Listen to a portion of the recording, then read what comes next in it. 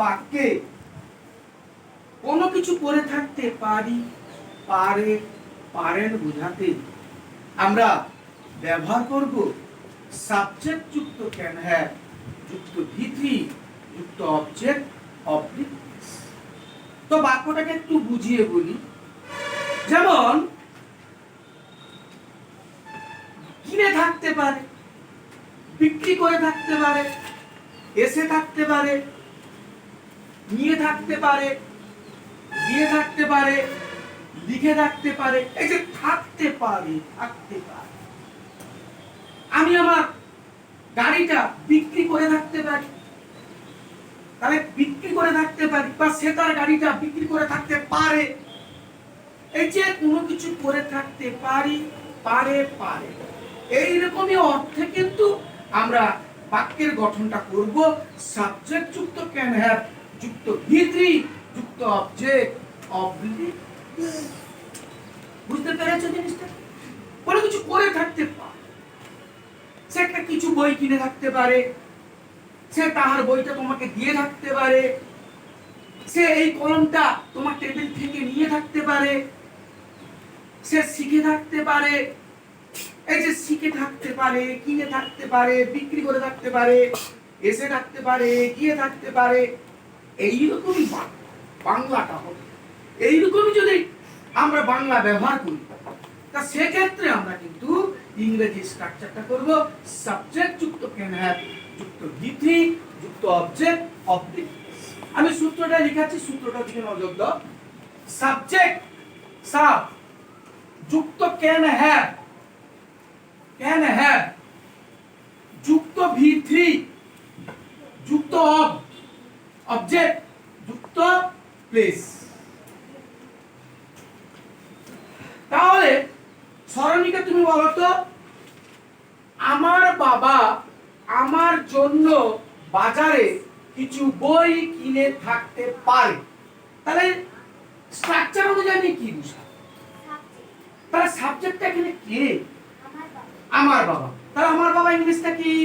My father. তাহলে my father বুঝাই, my father. তারপর আমি কি বসাবো? ক্যান হ্যাভ বসাবো। তাহলে ক্যান হ্যাভ, ক্যান হ্যাভ। তারপর আমি কি বসাবো? ভার্বের তৃতীয়। তাহলে এখানে ভার্ব কোনটা? কেন। তাহলে কেনা ভার্বের তৃতীয় করতে হবে। কেনা ইংরেজি কি? বাই, তার তৃতীয় কি হয়? বট। তাহলে এখানে কি করব? বট।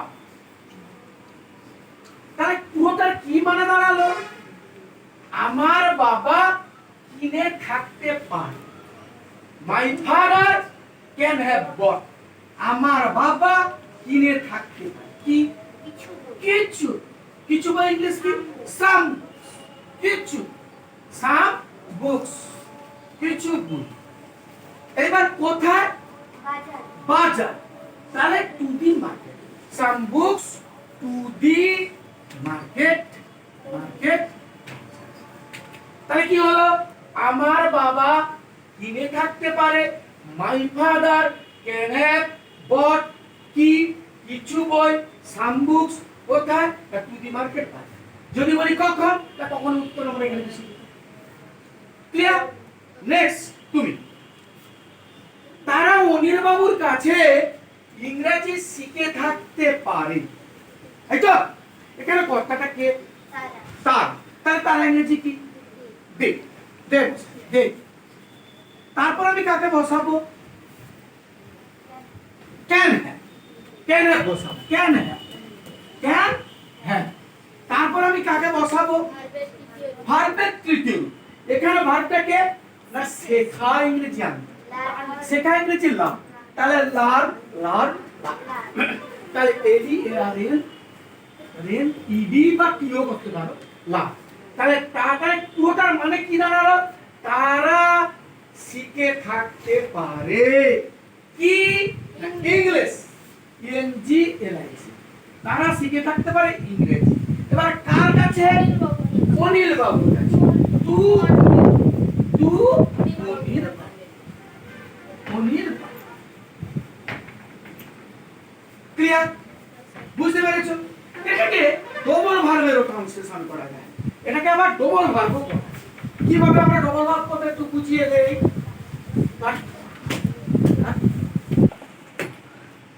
অনুপম, প্রদীপ বাবু সকালবেলা আমাদেরকে ইংরেজি শেখাতে এসে থাকতে পারে। তাহলে এখানে কর্তাটাকে প্রদীপ বাবু, তাহলে প্রদীপ বাবু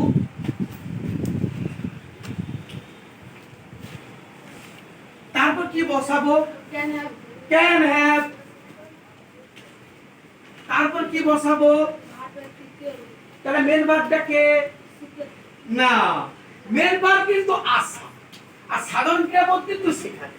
আমি তোমাদেরকে পূর্বে বলছি যে সাধারণ ক্রিয়াপদ সবসময় তে বা জন্য যোগে থাকে, তে বা জন্য যোগে থাকে। হ্যাঁ, তে যোগে থাকলে উ যোগে মূল ভাব, জন্য যোগে থাকলে হরবুসিয়া ভার্বের সঙ্গে আনি। এখানে আমরা সাধারণ ভার্ব বলি কথা, কিন্তু আদৌ নয়, এটাকে বলে নন ফাইনাইট ভার্ব। তাহলে দেখো, তার প্রদীপ বাবু ক্যান হ্যাভ, তার আশা ইংরেজি কি? কাম। তার কাম ক্যান কাম থেকে কি? কাম। তার প্রদীপ বাবু হ্যাভ, তাহলে প্রদীপ বাবু এসে থাকতে। এবার কি না শেখাতে, তাহলে to teach, to teach, to teach শেখাতে, কি শেখাতে? English, to teach English. এবার বলবো কাদেরকে? না আমাদের। তাহলে টু আস, আমাদের। এবার কখন? না সকাল, তাহলে ইন দা মর্নিং। এটাকে আবার আমরা ঘটনাক্রম কি রকম? প্রদীপ বাবু এসে থাকতে পারে, প্রদীপ বাবু ক্যান হ্যাভ কাম। এবার কোথায়? কোথায়? কিন্তু এখানে কোথায় উত্তর না, তাই না? এখানে কোথায় উত্তর কিন্তু না, তার মানে এটা দুটো ক্রিয়াপদকে এক জায়গায় করতে হবে। তাহলে প্রদীপ বাবু এসে থাকতে পারে শেখাতে ইংরেজি আমাদেরকে। ভালো বুঝতে পেরেছ?